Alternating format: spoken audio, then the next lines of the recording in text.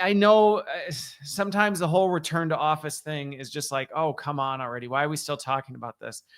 But two of them hit this week that just made me laugh, that I was like, I've got to bring this back up again. And some of it, I won't just continue repeating myself. But if you haven't been following what's been going on with Amazon, if you're new, or even if it's just been a little bit, Amazon was one of the big ones who, despite their employees literally protesting and rioting in the streets over this, they're like, by dadgummit, you're going to come into the office 5 days a week, no matter what. And I have a lot of friends over there, and it has been interesting talking to them from folks on the inside, because people are not happy about it. I mean, they're just not which is not surprising. No adult likes to be told what to do, specifically when they've demonstrated they don't actually need to do it that way.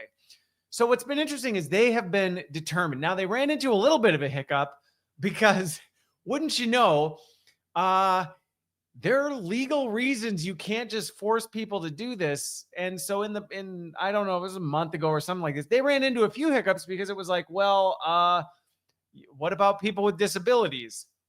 And they kind of ran into this like, oh, we didn't think about that.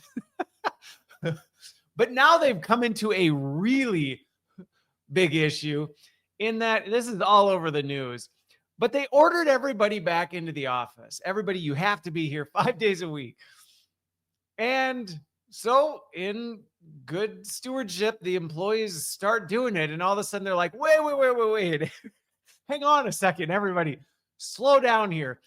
We don't have any room for you. So here they tell everybody, you got to come into the office. People start coming into the office and they're like, oh, crap. We don't have office space. We don't have room for all these people who just showed up. How did we miss this one? And so this is causing major issues, because now they're having to, and of course, and this is the part that just makes me put my head in my hands. Of course, nobody wants to go, we've made a cosmic mistake. I am sorry. We jumped the gun on this. We maybe should have put a little more thought into our plans instead of just saying jump and then we'll figure it out later. No. We're not going to acknowledge that. We're just going to try and come up with some corporate legalese mumbo jumbo to try and make it seem like this was all part of the plan. And it's pretty entertaining to read some of the things that, like, some of the statements being put out by their PR teams, and talking to some of the people over at Amazon that I know and being like, yeah, so how's this landing with the employees, where it's like, oh, we need to do some additional work. We're delaying our plans slightly as we work through some, I mean, and again, it's all the corporate mumbo jumbo that you'll see with this. And so it's going to be really interesting to see what happens in 2025, because this is one of those instances where it's just like, it doesn't have to be this hard. I don't know why, when I am involved in advisory projects, sometimes when I'm involved in things, so I run into some of this stuff where I'm going, we do not need to make this as hard as we need to be. But oftentimes our inability to say, you know what, had we thought this through first, we wouldn't be here. And you know what, we didn't think it through. And so now here we are. Maybe instead of trying to make sure we don't acknowledge we made a mistake, we just own up to the fact that, you know what, change in plans. Upon further consideration, we realized and there's a way to any of the, if some of the Amazon execs happen to hear this by chance, there is a way that you can do this gracefully. And even though you're admitting that you made a mistake, you can come out looking like the hero in all of this. So I get, especially as senior leaders, and this is where the more empathetic side of me comes together, I get that there can be enormous pressure to seem like you've got it all figured out. And it can be embarrassing, and probably for Amazon, especially because it's been such a big public spectacle of what you've been doing. And now to have to go, oops. But you're not fooling anyone. And if anything, you're doing more damage to your brand, to your employee engagement, to even your own like self-respect by sitting here pretending like none of this is happening.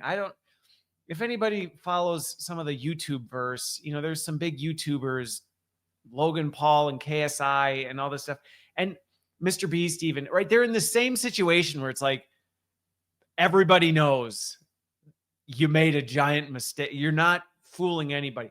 But there's almost just this refusal to take any responsibility for making a mistake, which we make mistakes. We move too fast. We do stupid stuff and then realize, wow, I guess we didn't think that through. But this whole, well, we can't admit that. We can't tell anybody that's what happened. We got to come up with some sort of plan to make it look like this cosmic mess up was all part of the plan. It doesn't help. It makes everything worse. And so maybe you're not at Amazon, but maybe you're at another company, or maybe you've done similar things, which, by the way, just today, AT&T, I really don't understand it. I really don't understand it. AT&T came out today and said next month, January, they're going big on their RTO. So if you're at AT&T and you haven't heard the news yet, if you've been under a rock, like, guess what? 5 days a week, everybody's coming back and it's mandatory. And even when questioned, have you thought through this? Are you going to potentially run into some of the snags Amazon had? Do you have room for every single employee who works for you to be in the office? They kind of dodged it. Well, we're thinking through our, all this stuff. And it's like, you're thinking through all these plans with 2 weeks left in the year. And those 2 weeks are the biggest, busiest holiday seasons of the year. So even if your plan is to think this through, you're literally going to destroy people's holidays to try. I just don't. Sometimes this stuff just makes me shake my head and put my head in my hands and go, what on earth are we doing here? And by the way, for those who may not have followed me for a very long time, I'm not sitting here saying everybody should be remote. That's how it should be. There's no reason anybody should ever work in an office. That's not what I'm saying. I completely understand why some people just prefer it. I understand. If you listened to my thing last week, one of the things I said I most appreciated, or 2 weeks ago, about Eric Schmidt, the former CEO of Google, is he admits it's more of a preference for me. The data says otherwise, but I just can't get past that. Like, great. So then work with that and work around it instead of the shenanigans that's happening with Amazon right now. Is you're like, we're going forward with this. Oops, we ran into legal trouble. Oops, we don't even have the physical space to do this. I mean, I would not be surprised. We'll see what happens in 2025. But I would not be surprised if Amazon spends millions of dollars building new offices just to put people in them who don't want to be there. And it's madness. It's truly madness that I cannot wrap my head around. And then I watch other companies who are following suit. It's like they're watching the lemmings walk off the cliff and they go, we're up next. You sure you don't want to think about this? You sure you don't want to walk another path here? I mean, there's other ways you can go.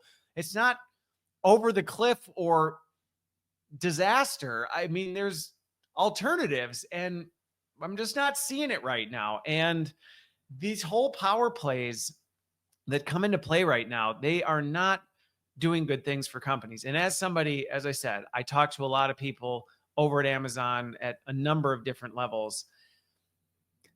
It's killing you on the inside. And I know someone who's doing some consulting work right now. This is just, and maybe it's just because I talk to too many people and I know too many people and people are comfortable sharing stuff with me. And so I see some things, but there's literally efforts going on at Amazon because Amazon's going, boy, people are really angry right now and they really don't want to come into the office. So how do we make them want to come into the office? And how do we build a culture where people are excited about this thing instead of being unhappy with it? And I just go, are you serious right now? Like, you are spending how much money on trying to come up with a plan to make people fundamentally think and believe different things about their reality than is even, I don't get it. I don't get it. And there is a better way. And if you listen to this, if any takeaway to anybody, there's one takeaway you have is there are more options. There are more possibilities. There are better ways to do this than to jump on these all or nothing bandwagons and then just hold tight. It's like watching the Titanic just go down and seeing people sitting on the ship going, nah, we're good. I'm pretty sure that the two pieces are going to come back together and we'll be fine. And you're sitting on a rowboat going, I don't think I don't think you're going to be okay. And I'm not stupid in that is Amazon going to go away because they can't figure out the RTO thing? No. But I can tell you this is going to have major cost to them. And even if they manage to succeed with their culture initiative and somehow brainwash or terminate everybody who doesn't buy into the Kool-Aid and only hire people who buy into the Kool-Aid, you will create an environment that is so toxic and unhealthy that you'll rot from the inside. And that's just what makes me sad when I see some of this stuff is I'll even see companies go, we did it. See, we succeeded. And I'm like, what's your definition of success?